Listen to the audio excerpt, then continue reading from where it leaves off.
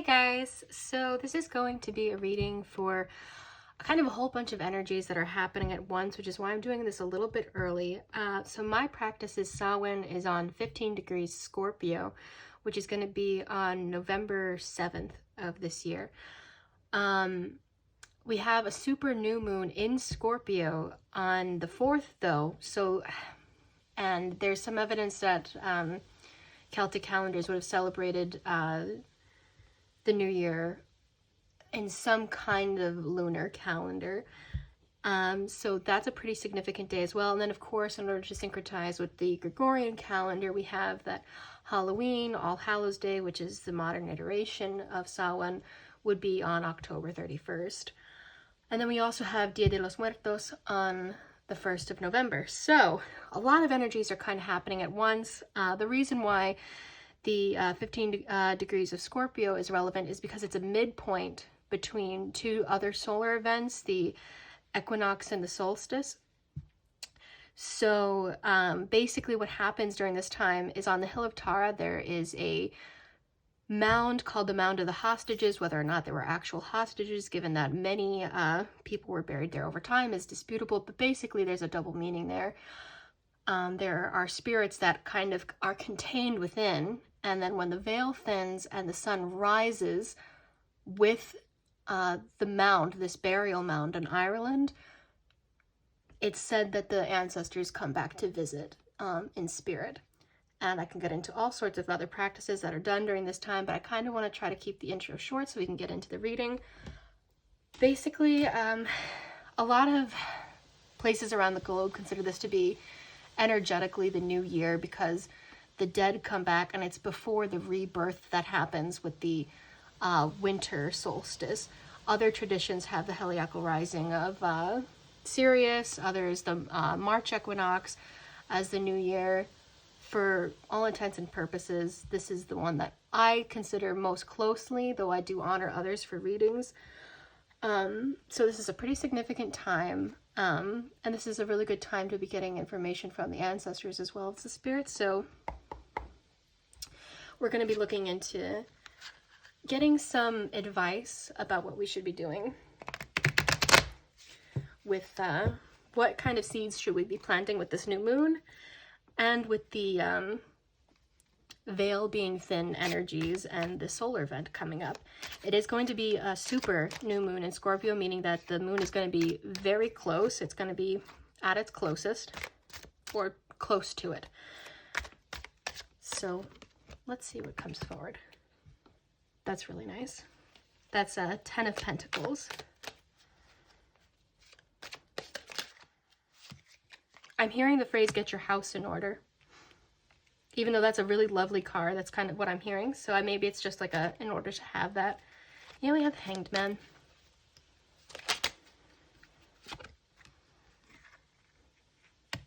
Ace of Cups. 8 of Swords. And the back of the deck is 10 of Wands. I'm going to make sure that that's, just going to let you see that and then put it here. I don't know if that's coming on the camera, but okay. Sorry, I'm just going to move these a little bit to give this a bit more space.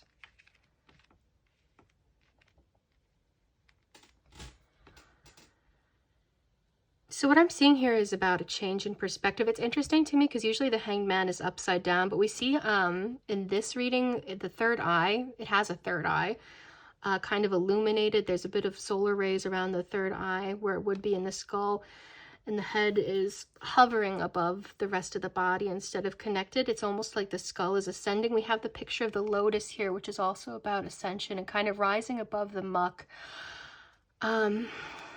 And we have a bunch of crows in the background, which is all about receiving messages from the divine.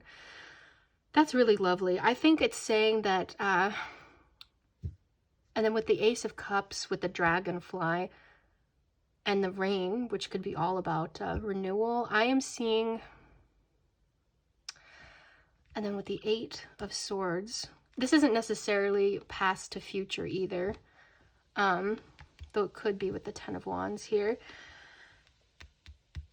I'm seeing this as kind of anxieties. This is usually the Eight of Swords kind of depicts somebody who seems trapped. Here it's almost like an army is trying to fight a storm, which seems kind of fruitless, right? Like, how can an army defeat a storm? It's almost like saying, yeah, there are things in life that are scary, like storms, that are kind of out of our control, but we need to focus on letting the divine handle things that it's the divine's job to handle. And really kind of, I'm seeing getting your house in order. The reason I feel like I heard that is because it's seeing through the eyes of love, seeing through the eyes of the divine, trying to, and then we got I think that's a clock there too as well. It's kind of drowning. It's like, I feel like people are too focused on material things, like that always frustrates me too, because it's like, I get it. You want things to happen in a certain amount of time. You want to almost kind of rebel against what feel like material limitations, and the divine doesn't want you to just accept material limitations, but the divine doesn't want you to use the material world's ideas about how to go about fixing those things, when we should be leaning on divine guidance and divine help if things are rough. I'm kind of seeing rely on divine protection right now, and that makes a lot of sense given that when the veil is thin, it can feel like there's a lot of spiritual attacks. I did talk about this in the full moon reading that I posted on Discord. And with the Ten of Wands, it's usually about overwhelming, but we see like a really lovely fortress in the back, which is like all about protection, and then two skulls kind of next to each other. Like you're not shouldering this burden alone. This deck is very different. It's still honoring the tradition of the Rider-Waite-Smith and Thoth, but it has its own kind of system a little bit. It's a very interesting deck, the Santa Muerte deck. I really do feel like this is about relying on the divine. If anybody, and relying on love as well, and family. If anybody's feeling overwhelmed, you might not believe in God per se, but give it up to God and get your house in order by having your house in order in a way that's within the laws of the divine. You might not be very strictly religious, and that's totally valid, but whatever that means to you, having your home governed by spirit, where you put spiritual things at the forefront and then material things kind of come as a consequence or as a result of doing things in a way that is in alignment with your spirit, in alignment with spirit as well. And I kind of wanted to get some oracles from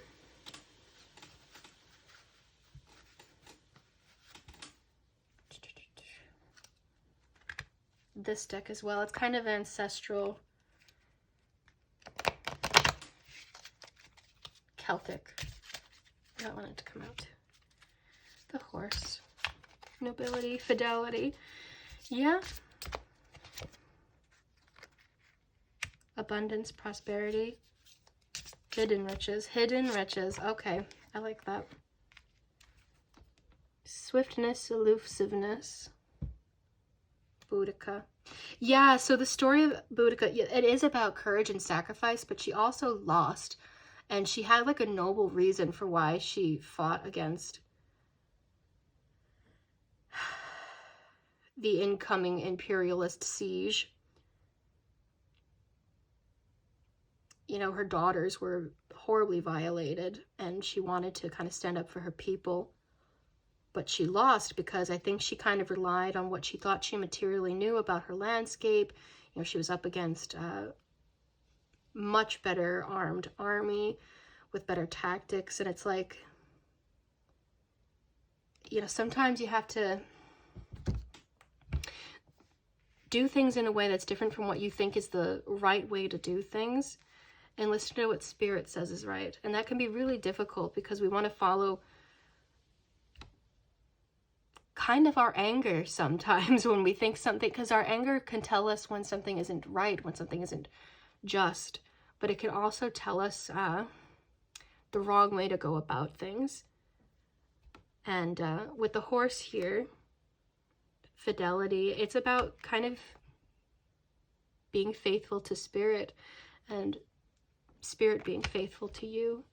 I like that hidden riches. It's all about kind of what matters most to you. You know, family being richer than gold and all that sort of thing. And the stag is also a symbol of protection. It's not saying it there, but swiftness, elusiveness, escape. I think it's saying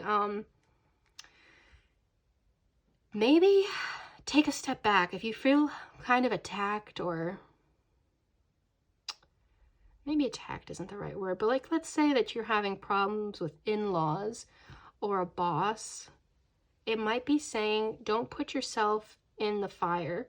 Don't put yourself in the firing zone. Hang back and let the divine kind of handle this for now until it's the right time to move forward. You know, with Boudica, it's like, maybe she had the wrong timing. You know, maybe if you follow things in divine timing, they'll go better. You know, and that's, you know, you can make a historical analysis and say, no, she was definitely going to lose no matter what. But I feel like there's something to be said about not being too brash. I do, I think. And then, you know, consider that the horse is usually part of a herd. This is about relying on the people who really have your back and knowing who that is and who it isn't by relying on your spirit. Usually I kind of clear up the space before laying down more cards, but we're just gonna go with it today.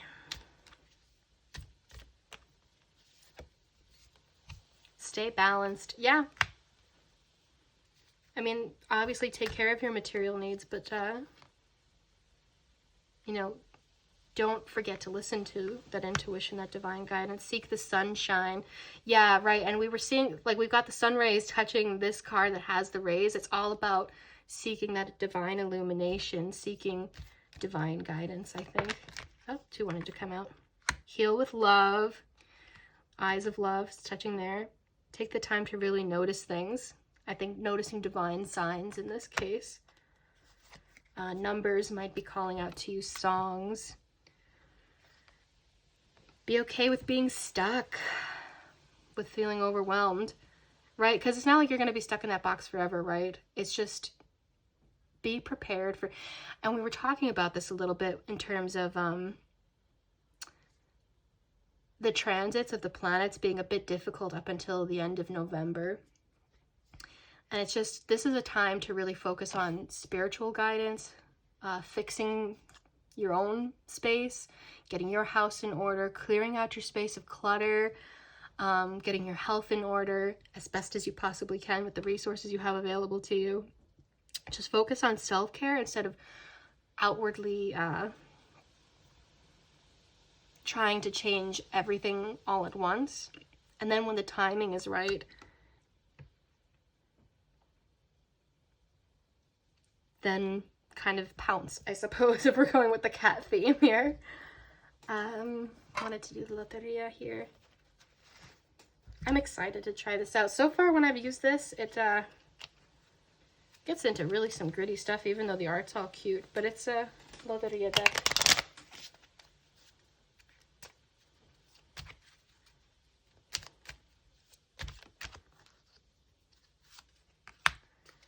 Yeah. Oh, I knew that was going to come out. I knew it. So obviously, okay. So this is a time of year when you set out, in both the, yeah, no kidding. When you set out, an altar, or you go to the grave sites or something for the dead. With Samhain and Dia de los Muertos, you give offerings to the ancestors. You light a candle for them. You leave out some bread. Some people would call it a dumb supper. They'll just say, okay, yeah, they're just like, feed us. They don't even have advice. They're just telling you to take care of them. Yeah. Oh my God. Look, guys, there's like other cards in here. Like, there's other stuff, like warnings and things, but like, they're just talking about themselves right now, like, hey, it's time for us. You take care of us now. We take care of you the rest of the year. You take care of us. You give us the things. You be nice. Okay, we're listening. We gonna do it. Maybe that's not everybody's path, but for those of you who are still sticking around after my spiel about the history of this, maybe that resonates for you. So go ahead. That almost burned. And we're gonna pull some bones. I really love that.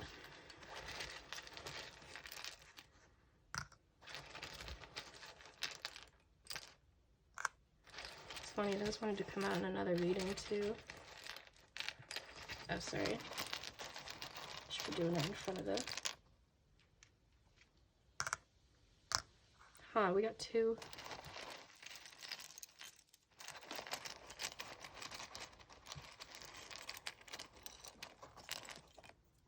Okay. Going over top of this. I feel like this is saying that for those of you who feel like you've had to guard your heart, it's okay to allow some sweetness in, especially at this time. You know, obviously protection is a very important part of this time of year. Traditionally, our ancestors would wear masks to trick evil spirits, because right when the veil is thin, good blessings come in. Our ancestors who care about us come in. You know, loved ones who've deceased who come back to visit us, but also not so nice things can come through, because the veil's thin for the entire realm, correct? So there's like a need to kind of defend against the right things, but like a filter, right? Let's say you have a net. It keeps out all the grime and gook, but you catch the fish, right? You want to like have a filter of some kind. Maybe that fish analogy wasn't particularly great with anybody who knows how to actually fish with nets, but I hope you understand where I'm going with that. My analogies don't always hit the mark. I try. That's interesting. This is a deer knuckle. But like in the knuckle, it's like in the wrist area. But and we had the stag for protection as well. And they're swift and they can run. I feel like this is again saying like stay out of any drama, you know, stay out of the firing zone. If there's anybody in your life, I know I've been talking to people who are looking to do some major life changes recently, and I'm on that boat as well. I'm trying to move towards the things I want instead of staying stuck in one situation, you know, move towards somebody I care about. He knows who I'm talking about. But, yeah, I feel like this is about... And that's another family animal as well. Running towards your safety, running towards your sanctuary. Running towards your sanctuary. Because it's coming out right on top of that. It's saying listen to guidance from your ancestors about which direction you should be going. And be careful who you tell. Careful who you talk to. Yeah, that's, I mean, doubly so. So this is about kind of defense or even offense. But over the witch brew, it's almost like saying don't have a drunken mouth, almost. Don't have a big mouth. Don't let your anger, your fire get the best of you at this point in time. We do have a Mars square as well right now, so that makes a lot of sense. Yeah, just don't stop yourself from standing up for yourself, because we get the knuckle here as well, another knuckle bone. And that could be all about defense, you know, having grit, holding on to the right things, letting go of what doesn't serve anymore, letting go of some perhaps bad habits. And being careful not to speak too rashly while still, you know, having that communication with the divine, with your trusted group. Yeah. I think that pretty much covers everything. Actually, hold on a second.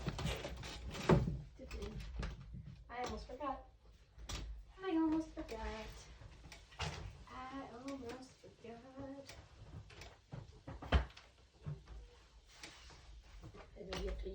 My cat's right behind me. I will move these up. That's a shark tooth, by the way, which is why I was also associating it with aggression. Okay.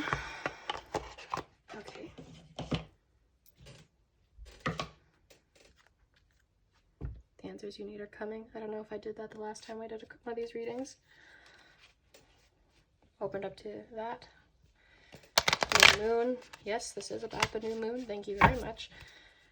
Okay. Okay, I feel like that. Fiery climax is approaching. Yeah, we just had this. We just had this. Okay, and it's coming over the fire, and it's coming over this, and right. So some of you might have already had this argument. And it's saying, okay, now's the time to withdraw and wait before making a move. Communication is key, but communicating with the right people, I think.